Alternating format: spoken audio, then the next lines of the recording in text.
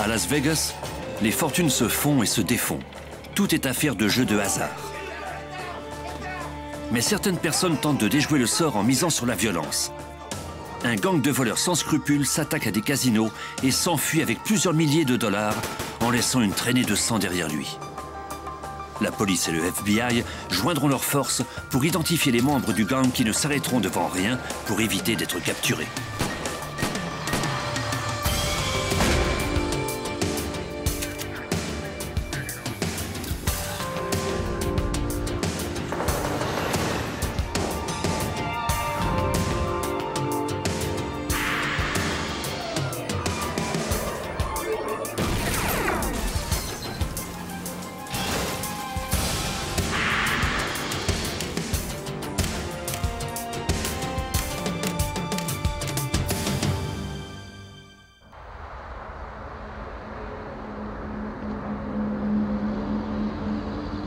Las Vegas, au Nevada, le 20 septembre 1998.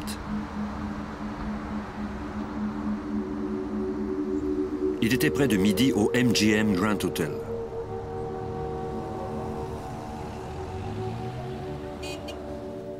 Deux messagers armés, escortés par des gardiens du service de sécurité du MGM, transportaient l'argent du casino vers une sortie où les attendait un fourgon blindé.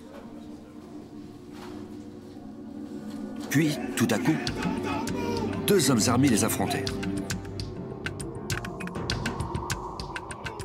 L'un d'eux s'empara des armes des messagers.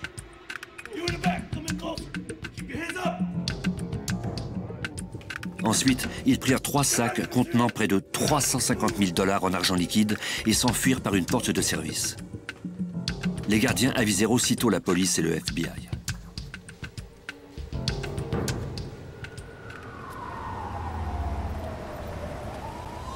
Des enquêteurs et des agents spéciaux furent dépêchés au casino pour y interroger les gardiens qui leur fournirent une description sommaire des assaillants.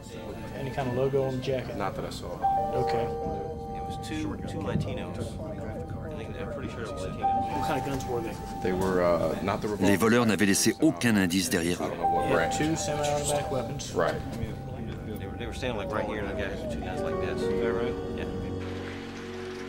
Le MGM, tout comme les autres casinos de Las Vegas, dispose d'un important réseau de caméras de sécurité. Les agents du FBI visionnèrent les bandes vidéo où l'on pouvait voir le crime au moment où il avait été commis.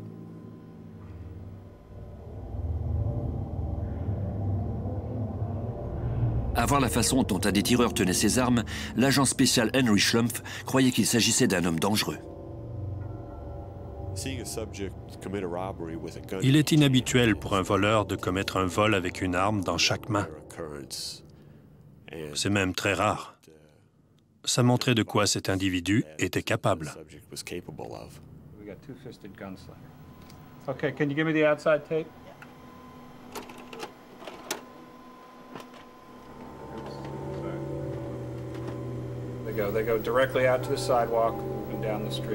Les agents visionnèrent également les enregistrements des caméras extérieures de l'établissement où l'on pouvait voir les voleurs traverser la rue en courant en direction de l'hôtel voisin.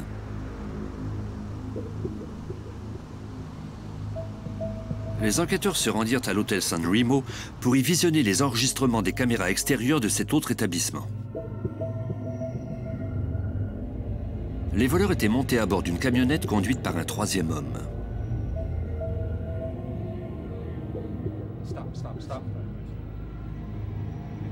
Malheureusement, l'enregistrement ne fournissait pas de pistes solides, comme nous le raconte l'agent spécial Castle Nishimoto du FBI. Les images n'étaient pas assez nettes pour qu'on puisse lire le numéro de la plaque d'immatriculation. On pouvait voir certains chiffres, mais pas toute la plaque. On ne pouvait lire que les 3 premiers numéros, mais pas les lettres de l'alphabet qui suivaient.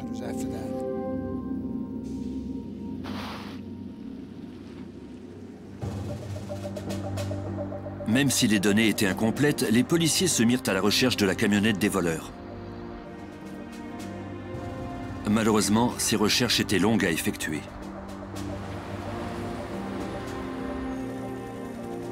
Les efforts des policiers portèrent enfin fruit près de 2 mois plus tard, encore une fois au San Remo. Dans l'aire de stationnement du casino, ils identifièrent ce qui semblait être la camionnette en question. Les chiffres de la plaque d'immatriculation du véhicule étaient identiques à ceux qu'on avait relevés sur l'enregistrement vidéo. Les enquêteurs en déduisirent que les voleurs avaient attendu que la poussière retombe un peu avant de revenir au San Remo avec cette camionnette. Ils vérifièrent le numéro d'identification de la camionnette et découvrirent qu'elle avait été volée près de 3 semaines avant le vol du MGM.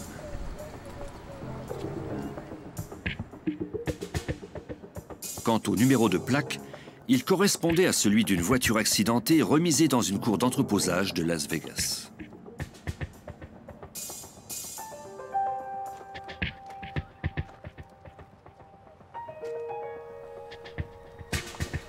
Can I help you?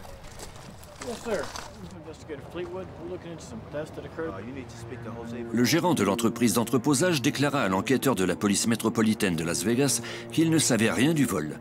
Il lui suggéra de parler au gardien des lieux, José Vigoa. Il lui indiqua ensuite où se trouvait Vigoa en le pointant du doigt. L'enquêteur demanda au gérant d'aviser le gardien de l'appeler. Mais Vigoa n'appela pas l'enquêteur. Quelques mois s'écoulèrent et l'enquête cessa de progresser.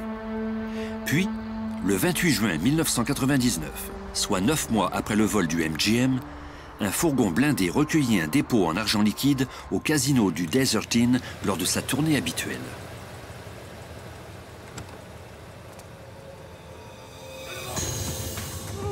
Deux hommes armés affrontèrent les gardiens. Le conducteur du fourgon fut blessé au bras. Son collègue répondit au coup de feu, mais il fut touché à la jambe à 3 reprises. Lors de leur entraînement, les gardiens avaient appris à viser la poitrine de leurs assaillants. Les tireurs furent touchés par les projectiles, mais cela ne sembla pas les arrêter.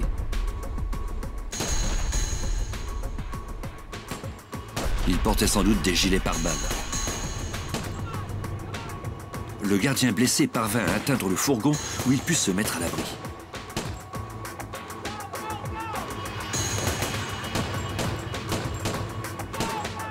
Le conducteur prit la direction de l'hôpital. Les deux hommes survécurent à l'attaque. Moins de quelques minutes plus tard, la police de Las Vegas et les agents du FBI se retrouvèrent au Desert Inn. Une employée du casino déclara qu'elle avait vu les tireurs quitter les lieux à bord d'un véhicule utilitaire sport de couleur claire. Les policiers retransmirent l'information aux unités de patrouille. L'agent spécial Richard Beasley du FBI. Ma première impression a été que ces types avaient été très audacieux en s'attaquant ici à un fourgon blindé. Ils n'avaient visiblement pas peur de se servir de leurs armes à feu. On a trouvé beaucoup de douilles en laiton, à un endroit en particulier, et à un autre endroit, là où les gardiens du fourgon avaient fait feu. Les agents ne croyaient pas que ces tireurs étaient les mêmes que ceux qui avaient volé le MGM, car leur façon de procéder était différente. De par leur expérience, les enquêteurs savent que les criminels changent rarement leur mode d'opération si celui-ci a déjà fait ses preuves. L'agent spécial Brett Shields. Les voleurs avaient réussi leur coup au MGM en attendant les gardiens près de la porte. Or, au Desert Inn, les types se trouvaient à l'extérieur. Ils tentaient de voler le véhicule et son contenu.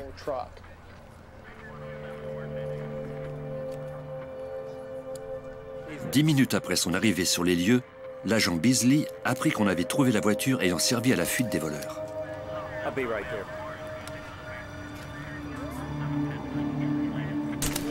Un de nos policiers en uniforme patrouillait dans le secteur à la recherche du véhicule.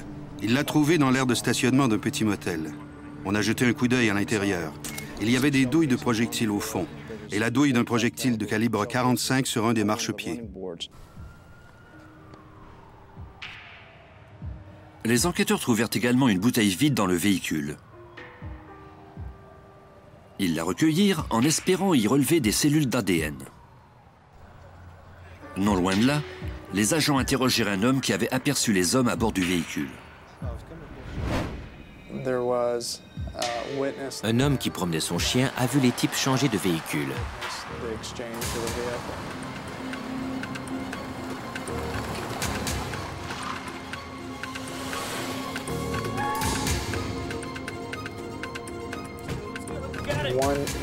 Un des voleurs a lancé un sac dans la boîte d'un pick-up. Ça a fait un gros fracas, peut-être à cause des armes à feu qu'il contenait. Les deux autres hommes sont montés à l'avant.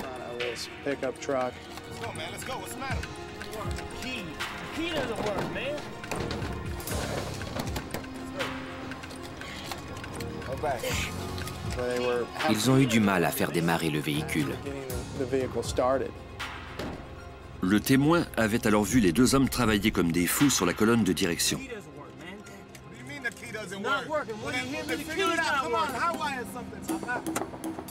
Il se demandait si les types n'étaient pas en train de jouer avec les fils de contact.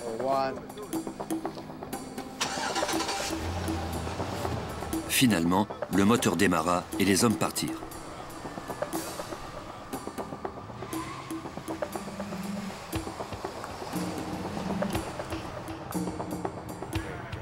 Pourquoi les voleurs avaient-ils dû trafiquer les fils de leur propre véhicule? Ils avaient vraisemblablement garé le pick-up à l'avance dans cette aire de stationnement. Pourquoi donc n'avaient-ils pas la bonne clé? Ça nous est apparu étrange. On ne comprenait pas pourquoi ça s'était passé comme ça.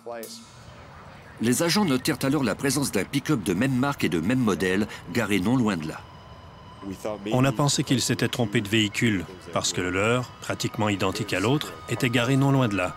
Quand ils avaient constaté que la clé ne fonctionnait pas, ils avaient dû trafiquer les fils pour le faire démarrer.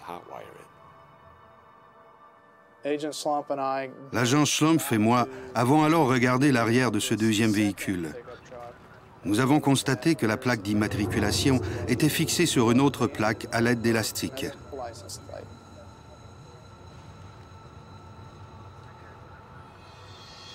Le FBI vérifia le numéro d'identification du véhicule et découvrit qu'il appartenait à un ex-prisonnier du nom de Pedro Duarte.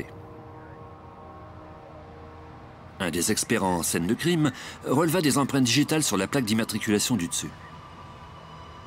Après vérification, on découvrit qu'il s'agissait des empreintes digitales de Duarte. Cela indiquait que ce dernier avait posé cette plaque d'immatriculation volée sur son propre véhicule. À la demande des agents du FBI, le témoin accepta de décrire les trois hommes qu'il avait vus à un artiste judiciaire. Les enquêteurs espéraient pouvoir identifier des suspects à l'aide de ces portraits robots. Le lendemain, ils se rendirent chez Pedro Duarte pour lui poser quelques questions à propos de sa camionnette. J'avais le portrait robot avec moi quand j'ai frappé à la porte. C'est Pedro Duarte lui-même qui est venu m'ouvrir. J'étais estomaqué. Duarte ressemblait étrangement à l'un des hommes des portraits robots.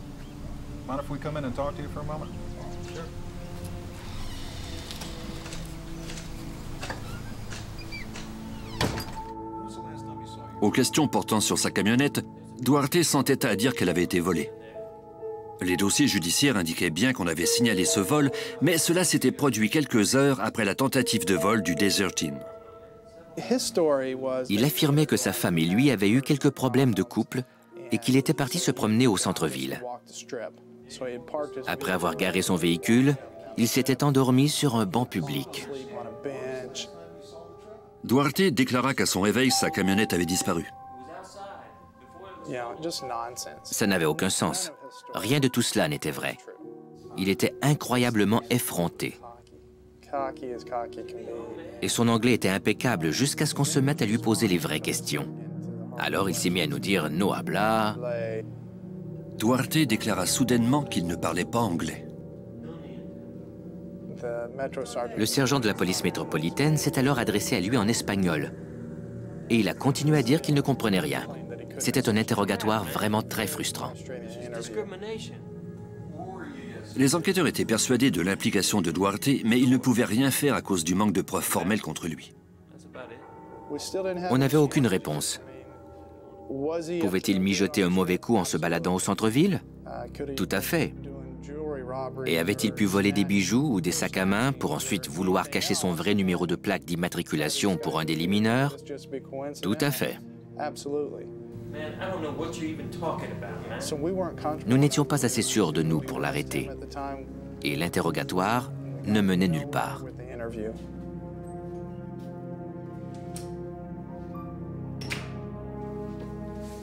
Dans l'espoir de faire identifier Duarte formellement, l'agent Fields montra sa photo parmi d'autres aux témoins qui avaient aperçu les visages des voleurs du Desert Inn.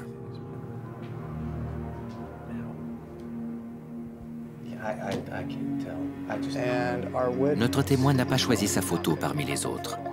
On devait donc trouver d'autres moyens de faire progresser l'enquête, soit en identifiant ses complices, soit en examinant ses dépenses.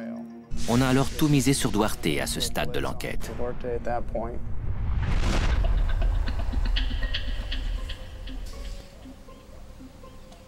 Afin de recueillir des indices compromettants sur le suspect, les enquêteurs le firent surveiller.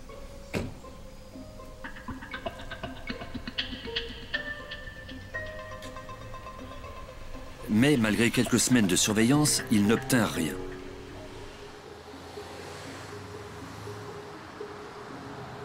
Au casino du Mandalay Bay, le 11 octobre 1999, 4 mois après la tentative de vol du Desert Inn, 2 messagers armés venaient de recueillir 88 000 $ et devaient le mettre en sécurité dans leur fourgon blindé, quand soudain, 2 hommes armés leur tendirent une embuscade.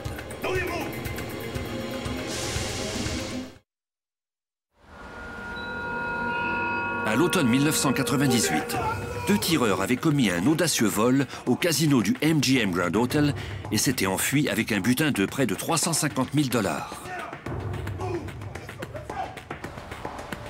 Un an plus tard, des messagers recueillant de l'argent au casino du Mandalay Bay étaient tombés dans une embuscade.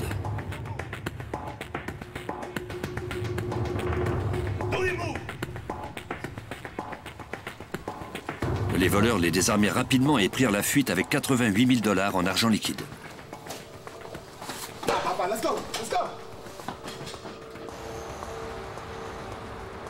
Au bureau du FBI de Las Vegas, les agents visionnèrent les rubans magnétoscopiques des caméras de surveillance. L'agent spécial Brett Shields croyait que ces voleurs étaient également responsables du vol du MGM Grand Hotel. Quand on a vu la façon dont ils s'y étaient pris au Mandalay Bay, on a relevé de nombreuses similitudes. La façon dont ils les avaient abordés, la façon dont ils tenaient leurs armes dans chacune des mains, les bras en extension. Tout ça nous a mis la puce à l'oreille. Les enquêteurs examinèrent de près le dossier, à la recherche de tout indice qui aurait pu leur échapper jusque-là. L'agent spécial Richard Beasley. Brett Shields et moi étions au bureau à nous demander ce qu'on pourrait faire pour obtenir de nouvelles pistes et nous assurer que celles déjà explorées avaient bien été traitées.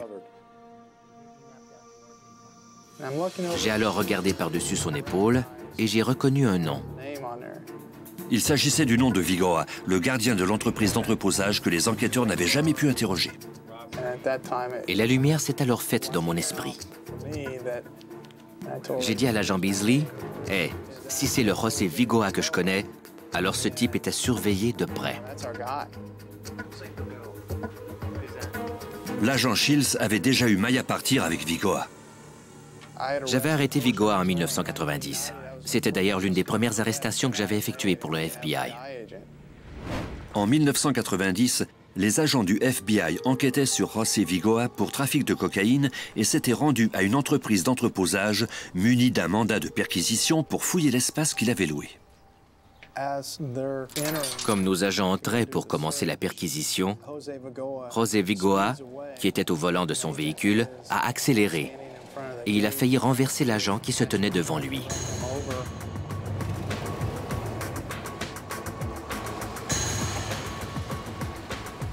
C'était un type comme ça.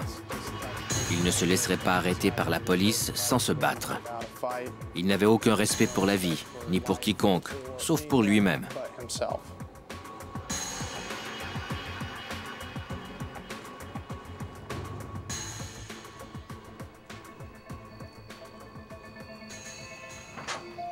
Les enquêteurs vérifièrent l'espace d'entreposage de Vigoa. Ils trouvèrent une balance recouverte d'un résidu de cocaïne et portant ses empreintes digitales. Il fut par la suite reconnu coupable de trafic de drogue et de voies de fait sur un agent fédéral. Il passa 6 ans derrière les barreaux pour ces crimes.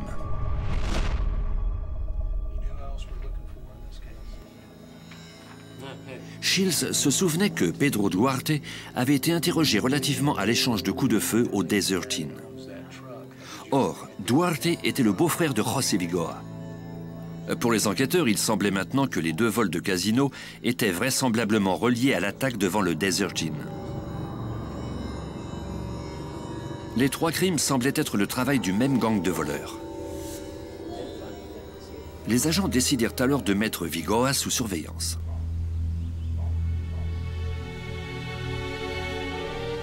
Selon son agent de probation, celui-ci ne gagnait que 10 000 $ par an et il vivait dans une cabane près de l'entreprise d'entreposage où il travaillait. Or, l'agent Beasley découvrit qu'il vivait plutôt dans une maison de classe moyenne. On a examiné ses dépenses et découvert qu'il avait acheté cette maison quelques semaines à peine après le vol du MGM. C'était intéressant parce qu'on avait versé en acompte 19 000 $ en argent liquide lors de l'acquisition de cette propriété. Mais la maison n'était pas au nom de Vigoa. Elle avait été achetée par un certain Oscar Cisneros. Les agents soupçonnaient Vigoa d'avoir fait appel à Cisneros afin qu'on ne puisse pas remonter jusqu'à lui. En parlant avec l'agente de probation de Vigoa, on avait appris qu'il avait un petit boulot qui ne lui rapportait pas beaucoup d'argent. Il était évident que si la police apprenait qu'il avait fait d'importantes acquisitions, cela le rendrait suspect aux yeux de son agente de probation. Malheureusement, les recherches sur les moyens financiers du suspect ne firent pas progresser l'enquête. On n'avait pas encore de raison suffisante pour obtenir un mandat de perquisition de sa maison et de ses véhicules. On n'était pas encore prêt. Même si on avait eu un minimum de renseignements nous permettant d'obtenir un mandat, on n'était pas prêt à l'exécuter. On devait recueillir davantage d'indices pour procéder à l'arrestation de ce suspect et le faire inculper. On ne voulait pas se contenter de fouiller sa maison.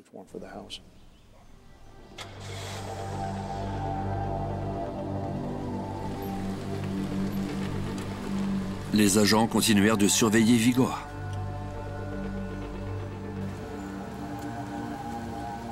Cinq mois plus tard, le 3 mars 2000, dans la banlieue voisine d'Henderson, la police et le FBI répondirent à un appel d'urgence à la suite d'une attaque sur un fourgon blindé devant le magasin Ross Dress for Less.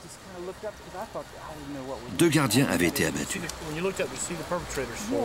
À notre arrivée, les policiers avaient posé un ruban de sécurité et il y avait des voitures partout. Les témoins étaient éparpillés tout autour et le corps d'un des gardiens de sécurité gisait dans l'aire de stationnement près du fourgon. Ce n'était pas beau à voir. Selon les témoins oculaires, un fourgon blindé s'était garé devant le magasin vers 11h15.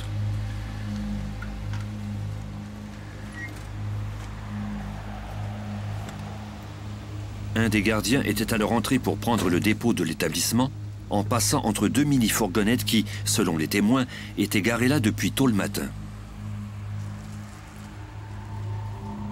Les voleurs s'étaient rués sur le gardien dès sa sortie du magasin. Le gardien avait alors saisi son arme et fait feu, blessant un des tireurs au genou. Le complice du tireur avait alors ouvert le feu avec son fusil d'assaut, tuant presque instantanément le gardien. Il avait ensuite reporté sa colère sur le conducteur du fourgon.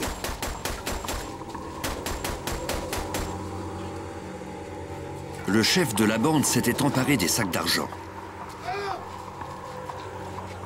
Les 3 hommes s'étaient enfuis ensuite à bord d'une berline beige.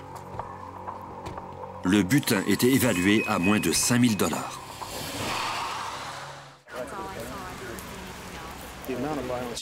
Le degré de violence de ce crime était inquiétant. La quantité de projectiles tirés était incroyable. Et ces types avaient assassiné les 2 gardiens de sécurité de sang-froid sans motif valable. Quelques heures plus tard, les policiers retrouvèrent la voiture des voleurs abandonnée dans une aire de stationnement. L'agent spécial Henry Schlumpf enquêtait sur cette affaire. À notre arrivée, on a aperçu du sang sur le siège du conducteur. Des témoins du vol avaient déclaré que l'un des voleurs avait été touché par un projectile. Un expert recueillit un échantillon de sang pour en obtenir l'ADN. Les agents vérifièrent les numéros de plaque de la voiture ainsi que celles des 2 mini-fourgonnettes laissées par les voleurs sur la scène du crime. Ils découvrirent bientôt que les 3 véhicules avaient été volés à une entreprise de location de voitures. Le groupe d'intervention fut incapable d'identifier formellement les auteurs du vol, Mais il y avait lieu de croire qu'ils étaient également responsables d'une série de vols commis dans des circonstances semblables au cours des 18 derniers mois. Ces crimes avaient été reliés, du moins de façon indirecte, aux ex-prisonniers José Vigoa et Pedro Duarte, le beau-frère de Vigoa. Mais sans preuve concrète de la culpabilité des deux hommes, l'enquête était au point mort.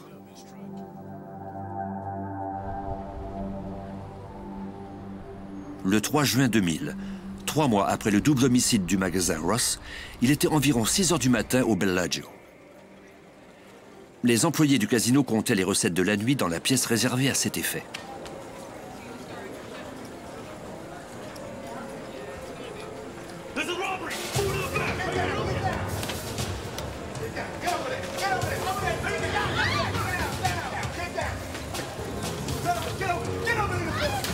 Les tireurs forcèrent les employés terrifiés à s'asseoir dans un coin avant de vider leur tiroir.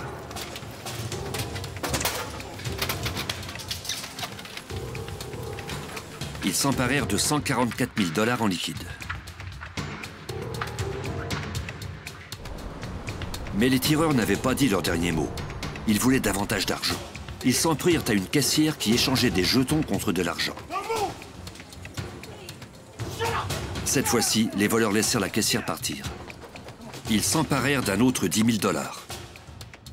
Un gardien de sécurité aperçut alors la caissière s'enfuir sur les écrans témoins des caméras de sécurité. Il fit un zoom avant pour mieux la voir.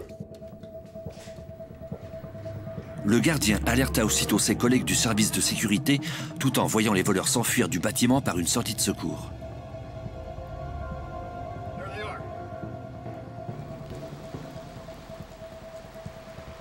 Les voleurs sautèrent à bord d'une mini-fourgonnette et s'enfuirent avec plus de 150 000 $.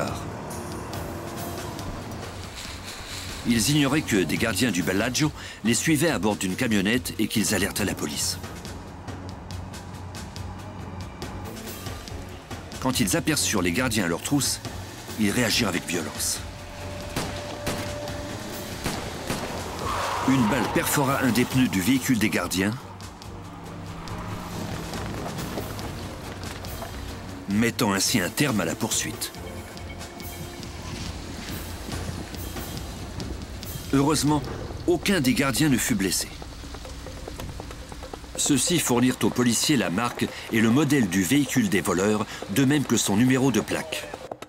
Quand l'agent spécial Brett Shields du FBI apprit les détails de l'affaire et qu'il apprit comment les voleurs avaient réagi en s'apercevant qu'ils étaient suivis, il sut que les mêmes suspects étaient encore à l'œuvre. On voyait bien la mentalité de ces types. Ils n'allaient certainement pas se laisser capturer. Il y aurait une fusillade et ils tenteraient de s'enfuir. Ils feraient tout ce qu'ils pourraient pour nous échapper. Au service de la sécurité du Bellagio, les agents demandèrent à l'agente de probation de Vigoa de visionner les rubans des caméras de surveillance en espérant qu'elle pourrait l'identifier formellement. En regardant ces images, elle a pu affirmer qu'il s'agissait bien de José Vigoa. C'était le coup de chance tant espéré par les agents. Ceux-ci obtinrent le mandat d'arrêt de Vigoa, mais ils étaient inquiets, car celui-ci ne se laisserait sûrement pas capturer sans se battre.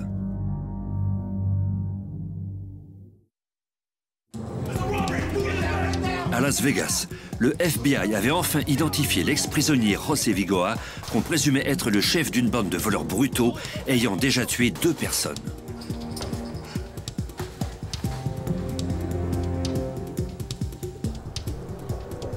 Les agents obtinrent un mandat d'arrêt de Vigoa et s'apprêtaient à procéder à son arrestation. L'agent spécial Brett Shields du FBI. Un de nos véhicules était garé en face de chez lui. Les membres de l'unité SWAT de la police métropolitaine devaient l'arrêter à la pointe de leur arme à feu. Ils sont descendus de leur véhicule et ils ont braqué leur arme sur lui.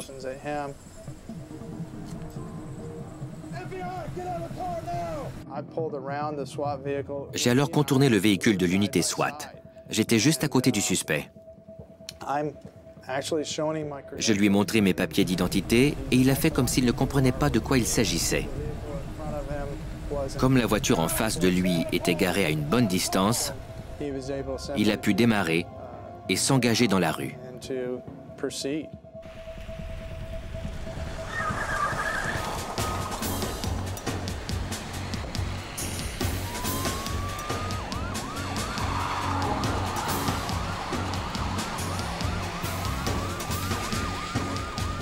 La poursuite était extrêmement dangereuse, atteignant des vitesses supérieures à 160 km/h.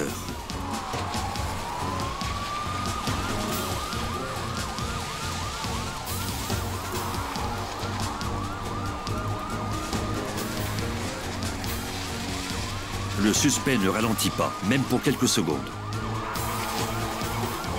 Quelques kilomètres plus loin, cependant, il perdit la maîtrise de son véhicule et emboutit un arbre. Il est alors descendu de son véhicule et s'est enfui à pied. Il a escaladé une clôture et a complètement disparu de notre vue. Les membres de l'unité SWAT se mirent à la poursuite de Vigoa pendant que l'agent Shields inspectait la voiture accidentée. À sa plus grande surprise, il trouva la femme de Vigoa assise sur le siège du passager. Elle fut conduite au poste, mais libérée peu de temps après quand les enquêteurs eurent déterminé qu'elle n'avait aucun lien avec les crimes de son mari. Sur la banquette arrière, l'agent Shields trouva également la fillette de Vigoa.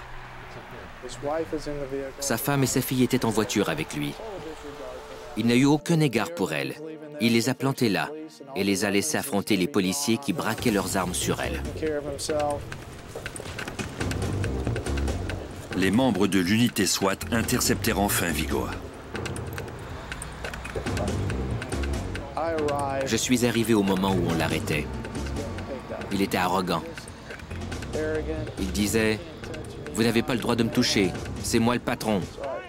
Et j'ai répliqué qu'on pouvait effectivement le toucher, que c'était d'ailleurs la fin pour lui et qu'il ne verrait plus jamais la lumière du jour. Pour faire condamner le suspect, les agents devaient obtenir davantage de preuves contre lui.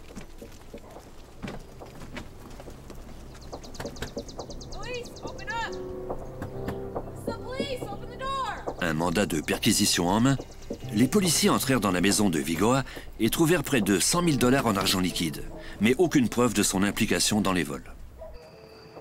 Après avoir mis Vigoa en détention, l'agent spécial Richard Beasley concentra ses efforts sur Oscar Cisneros, l'homme qui avait signé les papiers pour l'acquisition de la maison de Vigoa.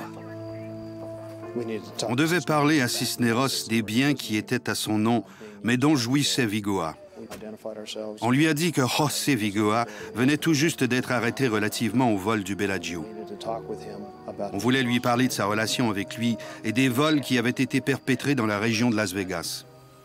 Je lui ai aussi dit que nous voulions fouiller sa maison. Cisneros nous a alors dit qu'il acceptait de nous parler et de nous laisser fouiller les lieux. Et il a carrément signé le formulaire de consentement sur le capot de ma voiture, ce qui nous autorisait à fouiller sa maison.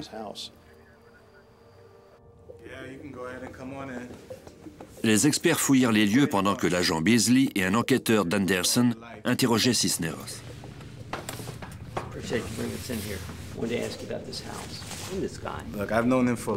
Il nous a parlé de sa relation avec Vigoa et des biens qu'il avait mis à son nom personnel, mais dont Vigoa avait l'usage.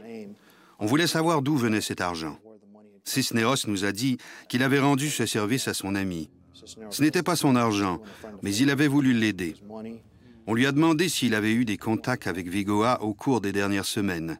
Et il nous a dit que celui-ci était venu lui porter de l'argent quelques jours plus tôt.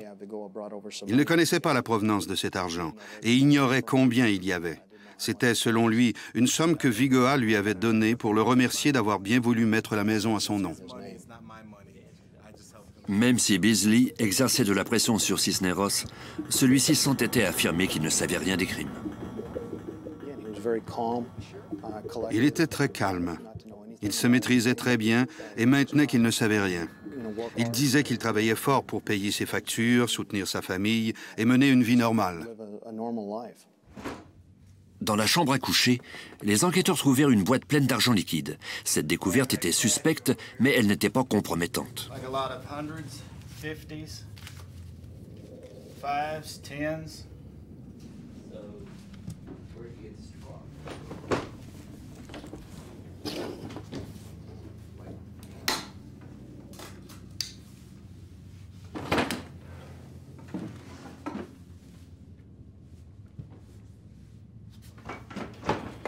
Après avoir fouillé la maison pendant 1 heure sans succès, les enquêteurs eurent l'idée de se mettre à la recherche de compartiments cachés. I've got something here. Ils trouvèrent alors une incroyable quantité d'indices. Guns, ammunition, body armor. My money. L'agent Beasley alla s'entretenir avec l'équipe de recherche. Ils ont dit, Rich, ça y est, on a trouvé. Il y avait un compartiment caché dans son placard. Il contenait tout ce qu'on espérait trouver. Il fallait déterminer si les effets cachés dans le placard avaient servi lors des vols. Je suis alors retourné auprès d'Oscar et je lui ai dit, « Oscar, on a trouvé le compartiment caché dans votre placard. Qu'est-ce qu'on va y trouver ?» Et il a soupiré en regardant par terre et a dit, « Les armes et tout le reste. » À ce moment-là, j'ai compris qu'il allait être un allié précieux pour nous, plus que je l'avais espéré au départ. L'agent lui demanda d'expliquer la présence d'une cicatrice à son genou. Je pouvais voir une blessure de projectile sur la partie interne de son genou.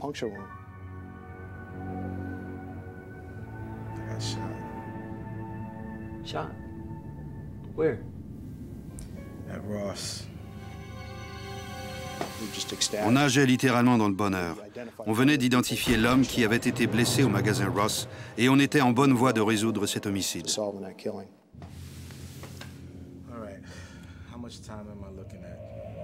Il a demandé combien de temps il devrait passer en prison. On lui a dit qu'il était impossible de répondre avec précision à cette question, mais qu'il pouvait être passible de la peine de mort à cause des meurtres et des vols avec circonstances aggravantes. Et il a continué à nous interroger sur la peine qu'il risquait d'écoper. Might even be the death penalty. I could always put in a good word for you. But I mean, you know, you're going to have to help us out here.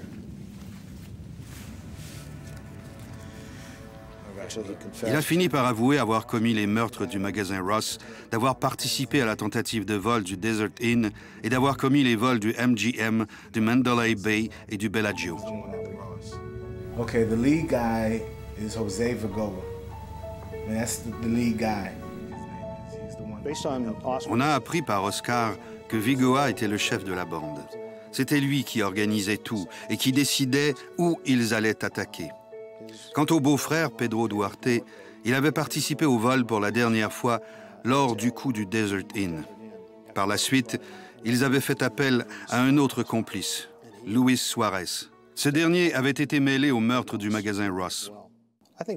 Je crois que Cisneros a passé aux aveux parce qu'il regrettait vraiment ce qui était arrivé. Pas tant les vols que les meurtres des 2 gardiens du fourgon blindé. Pendant que Cisneros poursuivait ses aveux, les experts examinèrent les indices trouvés dans la chambre à coucher. Ils ont mis chaque objet en sécurité en s'assurant de ne pas détruire les empreintes digitales ou toute preuve génétique.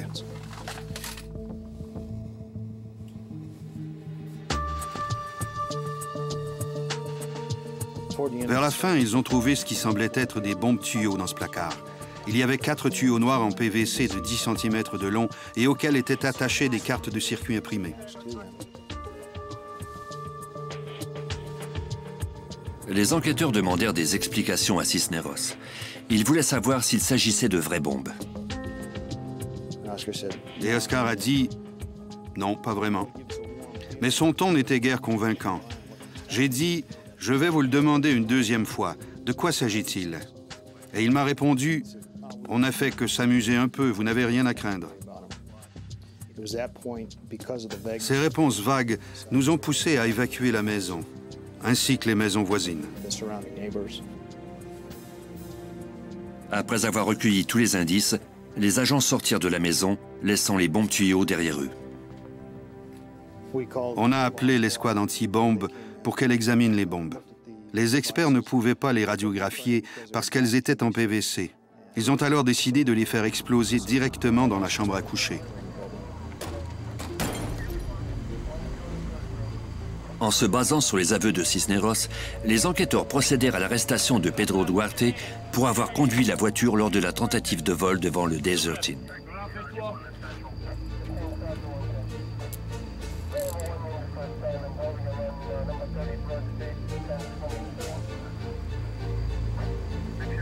Les enquêteurs se préparèrent ensuite à arrêter le dernier complice, Luis Suarez, mais ils apprirent qu'il avait quitté l'État.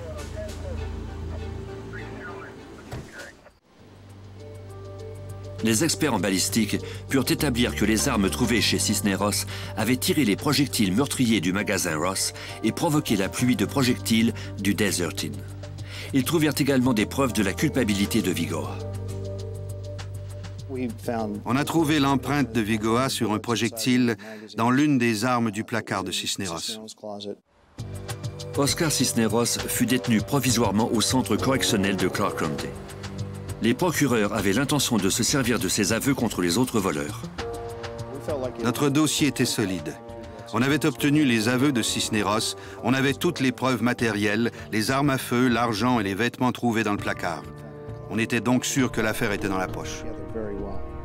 Mais un événement allait mettre l'heureuse conclusion de l'affaire en péril.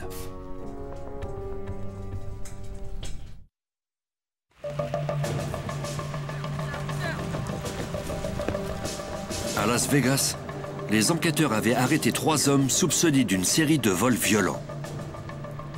José Vigoa, le présumé chef de la bande. Son beau-frère, Pedro Duarte. Et Oscar Cisneros, qui était passé à table et qui avait également fourni le nom d'un 4e complice, Luis Suarez. Mais le 7 octobre 2000, l'affaire prit une tournure dramatique quand on trouva Cisneros pendu dans sa cellule. L'agent spécial Richard Beasley du FBI. Les agents qui ont enquêté sur le suicide au centre correctionnel nous ont dit que Vigoa avait envoyé de nombreux messages à Cisneros, l'enjoignant à faire ce qu'il fallait selon ses termes. Je crois que Cisneros ne voulait pas entraîner sa famille dans d'autres problèmes et qu'il ne voulait pas faire face à ces accusations. Il a donc choisi le chemin le plus facile et il s'est tué. Après le décès de Cisneros, ses aveux devinrent irrecevables devant les tribunaux. L'équipe du procureur se tourna alors vers les sciences judiciaires pour démontrer la culpabilité des autres voleurs dans les crimes. Les cellules d'ADN recueillies sur la bouteille vide et les cagoules prouvèrent que Vigoa, Duarte et Suarez avaient bel et bien commis ces crimes. Quant au sang, il provenait de Cisneros, décédé depuis peu. Pendant que les procureurs se préparaient pour le procès, des agents retrouvèrent la trace du 4e complice, Luis Suarez, qui s'était caché en Floride.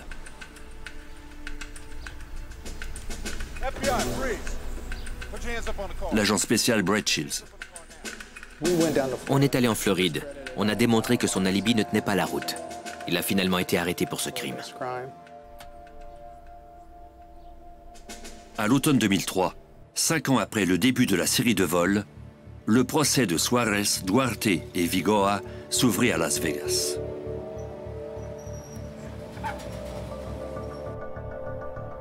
Luis Suarez négocia un aveu pour un chef d'accusation de vol à main armée et il écopa d'une peine d'emprisonnement de 6 à 15 ans.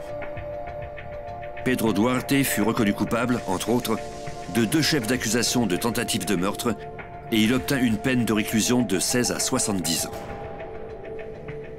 Pour s'éviter la peine de mort, José Vigoa plaida coupable à 2 chefs d'accusation de meurtre au 1er degré et à 44 autres chefs d'accusation. Il fut condamné à la prison à vie, sans possibilité de libération conditionnelle. Grâce aux efforts de 3 corps de police, on a pu faire condamner une bande de voleurs brutaux. Cette affaire a été résolue non pas par le FBI seul, mais bien grâce à la collaboration entre le FBI, le service de police d'Henderson et celui de Las Vegas. Conclure une enquête comme celle-là vous apporte une satisfaction profonde. De plus, il y avait eu de nombreuses victimes, pas seulement les gardiens de sécurité, mais aussi leurs familles et les employés des casinos, en plus de tous ceux qui ont subi un traumatisme en assistant aux attaques des fourgons blindés et des casinos. Beaucoup de gens ont été affectés par cette histoire. Le fait de pouvoir arrêter ces types a été une grande récompense pour moi. Et la prochaine fois que quelqu'un menacera la sécurité des citoyens de Las Vegas, la police et le FBI seront au poste pour l'arrêter.